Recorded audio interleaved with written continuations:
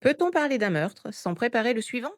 Bonsoir. Aujourd'hui, on parle d'un meurtre, de lynchage, de haine politique et de gens qui réclament d'autres morts. On ne montrera pas d'image. On va dire les choses. Si c'est trop pour vous, quittez maintenant et revenez une prochaine fois. Nous allons parler de Quentin, un jeune homme présenté comme catholique et patriote. De la façon dont sa mort a enflammé les réseaux et les plateaux. Des appels à éliminer des adversaires politiques. Et très vite, un camp désigné, LFI, les Antifa, accusés d'avoir nourri ce climat de haine. Aujourd'hui, je parle pour ce camp, sous cette accusation. Depuis que cette affaire a éclaté, je sais qu'une partie d'entre vous veut m'entendre condamner, l'autre veut me voir me taire ou disparaître. On va faire l'inverse. On va poser les choses ici, devant vous, sans filtre et sans esquive. Et ici, personne ne viendra me servir de bouclier. Je suis Rosa, lui c'est Procope. On incarne des positions opposées. On confronte. Ce ne sera pas confortable. Ce que vous allez entendre va déranger, et c'est exactement ce qu'on cherche. Si vous voulez du confort, changez de vidéo. Si vous voulez qu'on aille au bout, abonnez-vous, activez la cloche et restez jusqu'à la fin. Rosa, LFI est clairement pointée du doigt. Pose ton cadre et assume-le.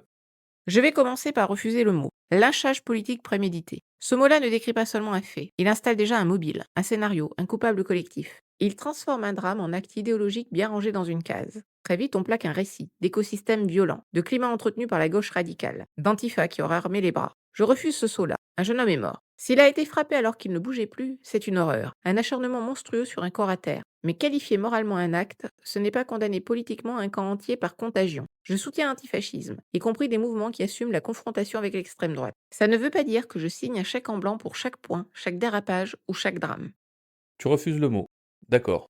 Mais Quentin, lui, il est mort. Justement, il reste au sol, et je ne cherche pas à le couvrir avec des mots. Des individus qui s'acharnent sur quelqu'un au sol, c'est un acte monstrueux. Je ne mets pas de gants là-dessus. Là où je mets une frontière, c'est quand on utilise cette horreur pour fabriquer une culpabilité par contagion. Tu soutiens l'antifascisme, donc tu serais comptable de chaque coup porté par n'importe qui se réclame antifasciste. On passe d'une responsabilité pénale individuelle à une mise en accusation globale d'un camp, d'une famille politique, d'outils militants précis. La justice jugera les gestes et les personnes. Le débat public peut analyser des dynamiques, des climats, mais il ne peut pas décréter que tout ce qui gravite autour de l'antifascisme serait par nature un vivier de meurtriers. Là, on cherche plus la justice, on cherche un prétexte.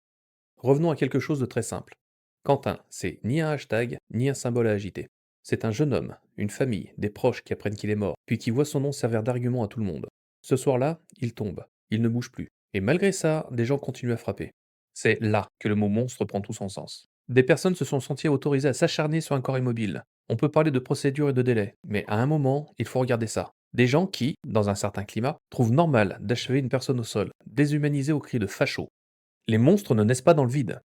Je ne cherche pas à adoucir ce que tu décris. Un corps à terre, frappé encore et encore, c'est une scène qui devrait hanter tout le monde, y compris dans mon camp. Là où je refuse de te suivre, c'est quand tu glisses de ces individus précis à l'antifascisme en général, à la gauche radicale en bloc. Quand tu dis les monstres naissent pas dans le vide, je peux l'entendre comme l'analyse de la violence politique en général. Quand ça devient un réquisitoire permanent contre un seul camp, on n'est plus dans l'analyse, on est dans l'instrumentalisation. On passe d'un drame bien réel à une arme politique. Écosystème violent, groupe à dissoudre, courant à neutraliser. Et là, on ne parle plus seulement de justice pour Quentin. On parle de profiter de lui pour attaquer tout ce qui ressemble de près ou de loin à de l'antifascisme.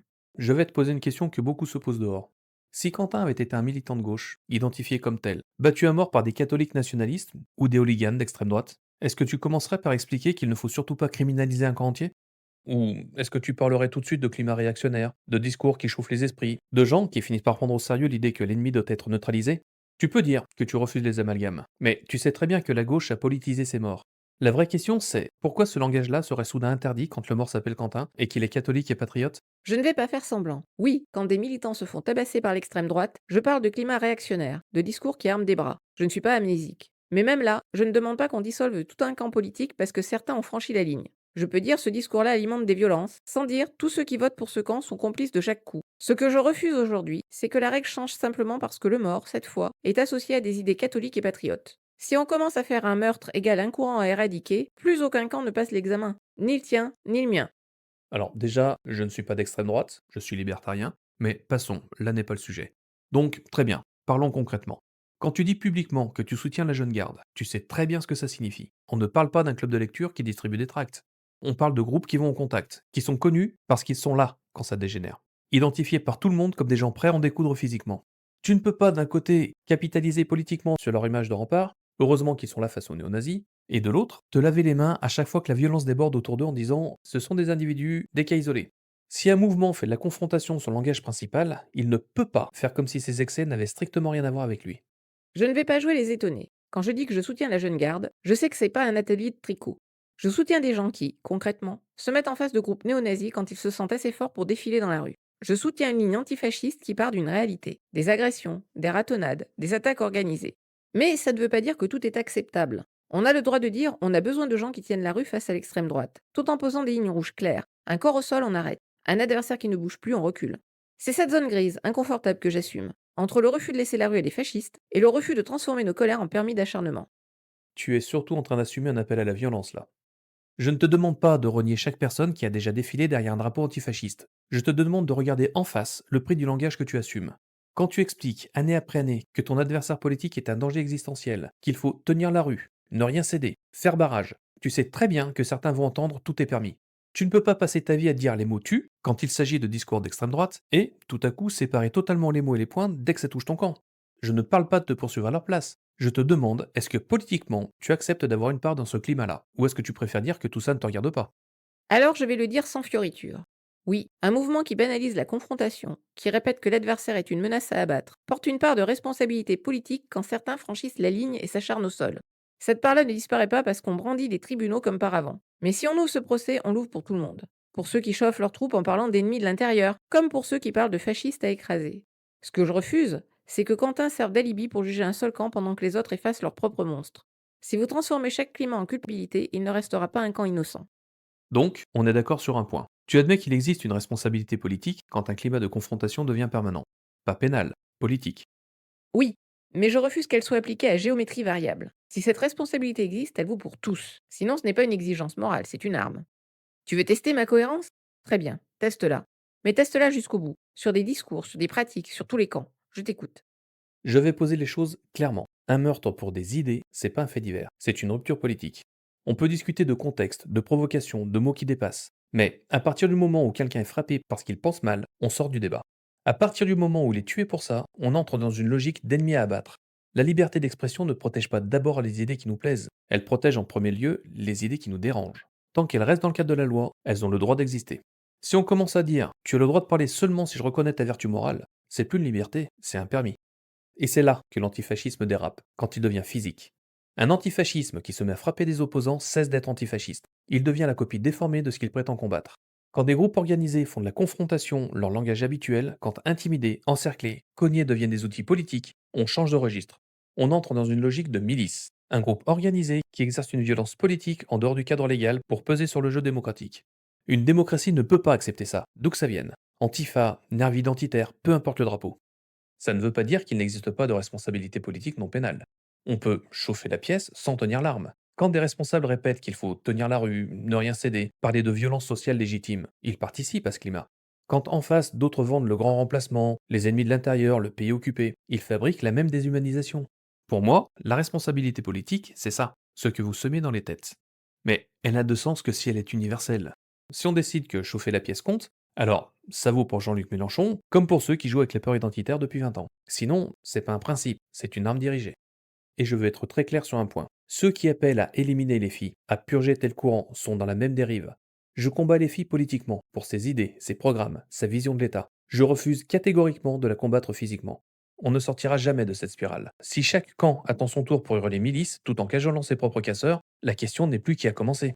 La question c'est, est-ce qu'on accepte que la politique devienne un sport de contact? Parce que dans une politique physique, ce sont jamais les plus réfléchis qui gagnent, ce sont ceux qui frappent. Si on accepte cette bascule, on change de régime. On passe d'une démocratie conflictuelle, bruyante, parfois dure, à un système où le risque quand on parle, c'est plus de se faire insulter, c'est de se faire éliminer, au sens premier du terme. Une idée qui a besoin de bras pour cogner n'est pas une idée forte. C'est une idée qui se cache derrière ceux qui acceptent de frapper pour elle. Tu vois, c'est là que ton discours devient dangereux. Tu dénonces l'escalade lexicale, et dans la même minute, tu balances milice, fascisant, politique physique, comme si tu posais des diagnostics scientifiques. Tu prétends poser des principes neutres, mais tu fabriques une morale où toute confrontation physique est suspecte par nature. Une démocratie ne tolère pas des logiques de milice. Très bien. Qui les définit, ces logiques? Toi? Un éditorialiste bien peigné? Un ministre de l'Intérieur qui a tout intérêt à découper le paysage en bon manifestant et ennemi de l'intérieur? Ta grille n'est pas au-dessus du jeu. Elle en fait partie. Je ne me prétends pas au-dessus du jeu, je dis juste ce que j'appelle une ligne. Une milice, ce n'est pas un groupe qui me déplaît. C'est un groupe organisé qui utilise la force pour influencer la politique en dehors du cadre légal. Une association antifasciste strictement non violente n'est pas une milice. Un cercle identitaire qui se contente de conférences non plus. En revanche, des organisations qui font de la force physique un outil habituel pour peser dans la rue, oui.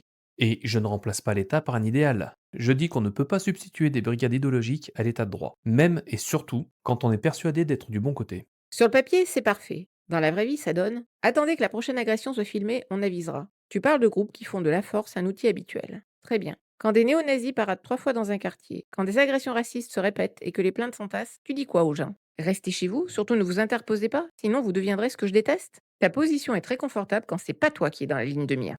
Je ne nie ni la peur, ni le sentiment d'abandon.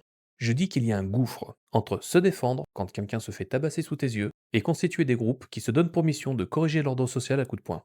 Je ne te demande pas de rester assise au café pendant qu'on frappe quelqu'un. Je dis, si tu brouilles la frontière entre défense et offensive organisée, tu légitimes la logique même que tu prétends combattre, et elle ne s'arrêtera pas à ton camp. La peur n'est pas un permis de cogner. Tu expliques que chauffer la pièce crée un climat, que les mots finissent par armer des bras. Très bien. Quand des responsables répètent pendant des années qu'il y a des envahisseurs, des parasites, des traîtres, qu'il faut remigrer des gens, ça chauffe quoi selon toi? Juste une légère brise? Tu parles de Mélenchon, de tension, mais tu n'appliques pas la même grille à ceux qui nourrissent la haine identitaire depuis 20 ans. Et au milieu de cette pièce surchauffée, Quentin finit au sol. Si ta symétrie ne s'applique pas là, elle n'existe pas. Mais je n'ai jamais dit que ces discours étaient neutres. Oui, ils participent à un climat dangereux. Oui, ils ont une part de responsabilité dans les passages à l'acte. Ce que je refuse, c'est d'utiliser cette vérité comme passe-droit pour d'autres violences. Quand l'extrême droite cogne, je ne dis pas ils se défendent dans une réalité conflictuelle. Je dis ils ont franchi la ligne. Point. Ce que je demande, c'est qu'on garde ce réflexe partout. On peut reconnaître que le climat fabriqué par certains discours de droite est toxique, et en même temps dire ça ne donne pas un droit de passage à tabac. Si on perd cette limite-là, on perd le dernier garde-fou. Alors on va arrêter les abstractions. Est-ce qu'il existe des situations où la confrontation physique est défensive et légitime? Des néo-nazis devant une salle, des militants encerclés pendant que la police regarde ailleurs. Est-ce qu'il y a un moment où des citoyens peuvent physiquement faire barrage? Oui ou non? Parce que si ta réponse est non, tu ne défends plus un principe. Tu dis aux gens, acceptez de vous faire rouler dessus. L'État viendra peut-être après. Et ça, c'est pas de la morale, c'est un choix politique. Je ne vais pas jouer sur les mots.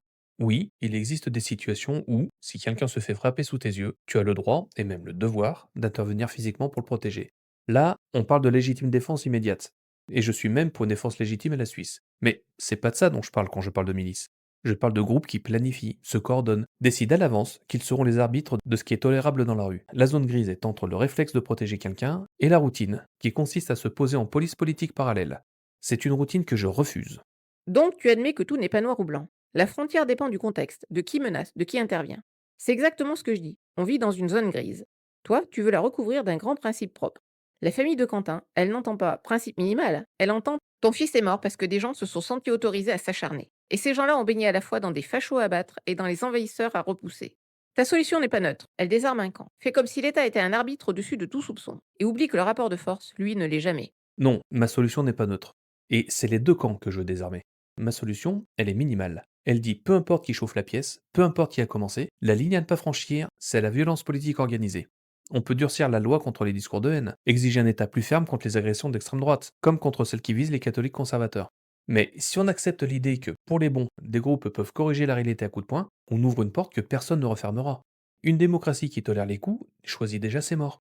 Ce soir, on n'a pas rapproché nos positions. On a posé une ligne. Et elle ne traverse pas la société, elle la coupe. Pour moi, la politique vit dans la zone grise, dans le contexte, dans le rapport de force, dans le fait concret de qui se fait cogner en premier. Je refuse les grands principes propres qui effacent la peur, les agressions, les abandons. Je préfère assumer une réalité sale plutôt que me cacher derrière une règle, qui tombe toujours sur les mêmes, la gauche et LFI en particulier. Pour moi, cette zone grise n'est pas un refuge, c'est déjà le bas-côté. Je ne nie ni les peurs, ni les rapports de force, ni les lâchetés d'État. Je dis juste qu'à partir du moment où on accepte la violence politique organisée, même pour les bons, on renonce à une limite commune. Alors, je vous pose la question, quelle ligne vous protège vraiment? Celle qui négocie avec le contexte, ou celle qui interdit les coups même quand vous êtes sûr d'avoir raison? On a posé nos lignes. La façon dont vous y répondez dessinera la politique de demain. N'oubliez pas le pouce en l'air et le partage si l'émission vous a plu. Ciao!